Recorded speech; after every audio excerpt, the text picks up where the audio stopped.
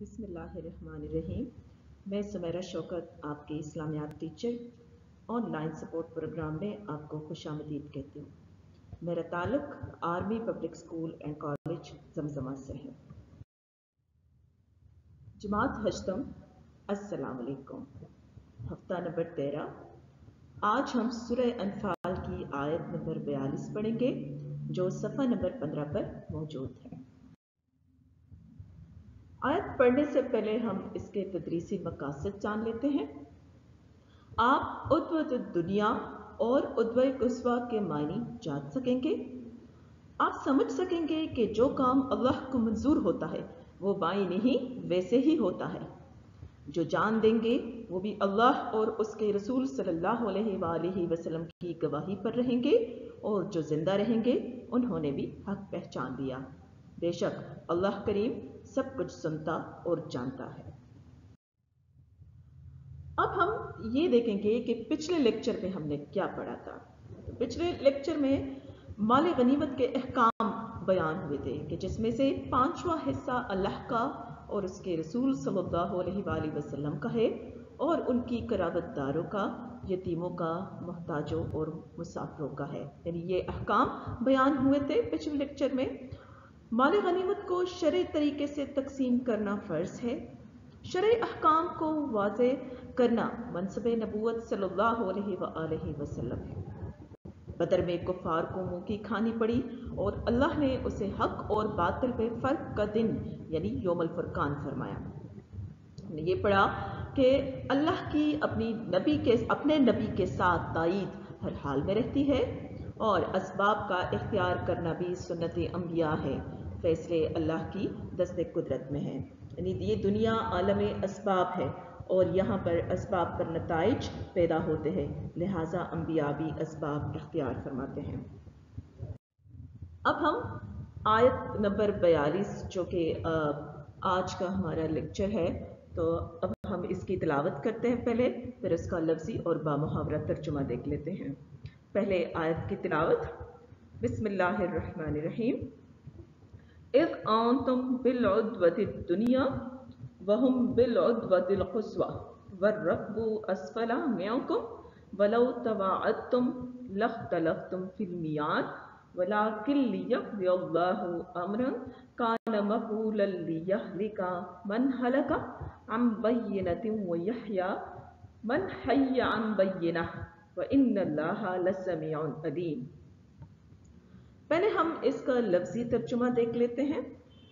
Is कहते हैं is जब, अंतुम तुम थे, इज़ अंतुम जब तुम थे, बिल उद्वत कहते हैं किनारे को, दुनिया नजदीक का किनारा, बिल उद्वत दुनिया नजदीक के किनारे पर, वहुम और वो थे, बिल उद्वतिल कुस्वा दूर के किनारे पर, वर्रक्बु और काफिला था, अस्फला नीचे की तरफ, मिनकुम तुमसे, वलौ तवाअदतुम और अगर तुम बाहम वादा करते, लख्तलफ्तुम तो इख्तिलाफ करते तुम, फिल मियाद इसके मयाद में, वलाकिन लियक़दियल्लाहु लेकिन पूरा, वलाकिन लियक़दियल्लाहु अम्रन लेकिन पूरा करना था अल्लाह ताला ने वो काम, मफ़ऊला जो होना था, यानी जिस काम का होना था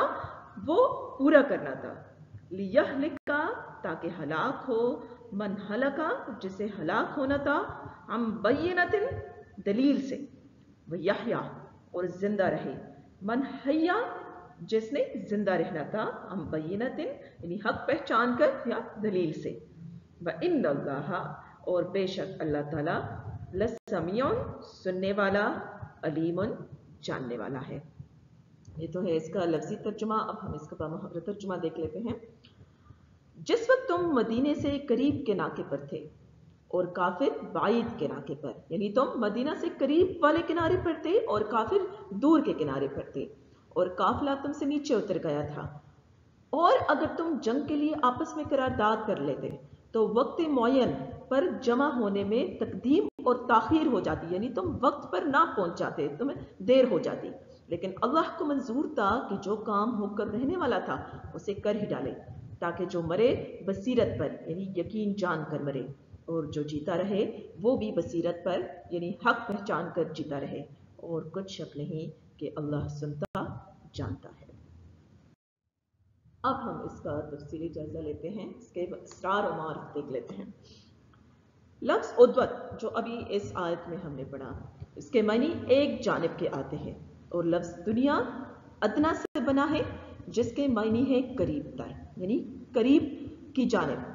آخرت کے مقابلے میں اس جہاں کو بھی اس لیے دنیا اس لیے کہا جاتا ہے کہ وہ عالم آخرت کی نسبت انسانیت کی طرف قریب تر ہے، اور لفظ قصویٰ اقصیٰ سے بنا ہے، اور اقصیٰ کے معنی ہے بعید تر۔ 42ویں آیت میں ہلاکت اور اس کے مقابلے میں حیات کا ذکر آیا ہے۔ ان دونوں لفظوں سے موت و حیات کے ظاہری معنی مراد نہیں بلکہ معنوی موت اور حیات یا ہلاکت و نجات مراد ہے۔ معنوی حیات اسلام و ایمان ہے۔ 42ویں آیت میں غزوہ بدر کے محاذ پر جنگ کا نقشہ یہ بتلایا گیا ہے کہ مسلمان عدوۃ دنیا کے پاس تھے، اور کفار یعنی وہ نزدیک، وہ مدینہ سے قریب تھے، اور کفار عدوۃ القصویٰ کے پاس یعنی وہ مدینہ سے دور تھے۔ مسلمانوں کا مقام اس میدان کے اس کنارے پر تھا جو مدینہ سے قریب تھا، اور کفار میدان کے دوسرے کنارے پر تھے جو مدینے سے بعید تھا۔ اور ابو سفیان کا تجارتی قافلہ جس کی وجہ سے یہ جہاد کھڑا کیا گیا تھا، وہ بھی مکہ سے آنے والے لشکر کفار سے قریب اور مسلمانوں کی زد سے باہر 3 میل کے فاصلے پر سمندر کے کنارے کنارے چل رہا تھا۔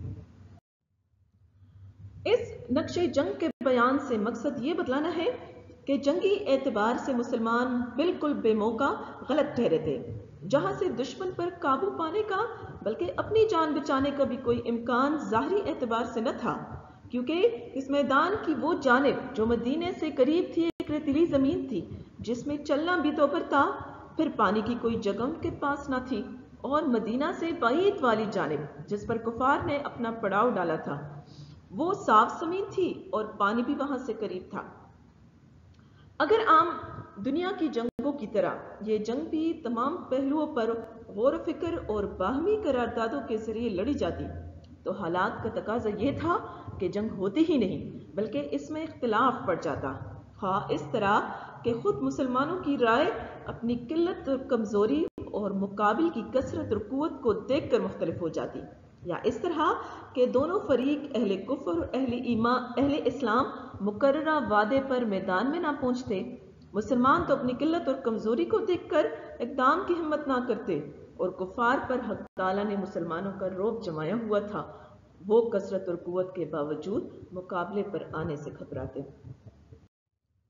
اس آیت کے الفاظ میں ہلاکت سے مراد کفر اور حیات زندگی سے مراد اسلام ہے۔